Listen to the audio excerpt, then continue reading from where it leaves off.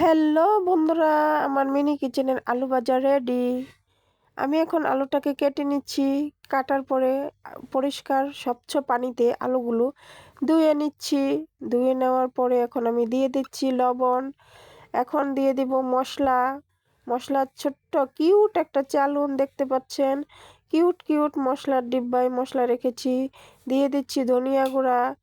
ধনিয়া গুঁড়াটা একটু হলুদের কালার হয়ে গেছে, দিয়ে দিলাম হলুদ। এখন দিয়ে দিব লঙ্কা গুঁড়া। লঙ্কা গুঁড়া, মরিচের গুঁড়া দিয়ে দিচ্ছি। মরিচের গুঁড়া দিয়ে আমি এখন আলুটাকে সুন্দর করে হাত দিয়ে মেখে মেখে ম্যারিনেট করে নিব, বুঝছেন বন্ধুরা। গরিবের হলো আলু ভাজা, আর বড় লোকের হলো ফ্রেঞ্চ ফ্রাই বা পটেটো ভাজা, বুঝছেন।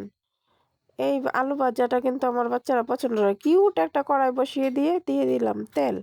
তেল দেওয়ার পরে আলুগুলো আমি সবগুলো দিয়ে এখন সুন্দর করে ভেজে নিব। ভেজে নেওয়ার পরে আমার বাচ্চারা খুব মজা করে খাবে, দারুণ মজা হবে খেতে। আপনারাও এভাবে আপনাদের বাচ্চাদেরকে ছোট ছোট কিউটভাবে খাওয়াবেন।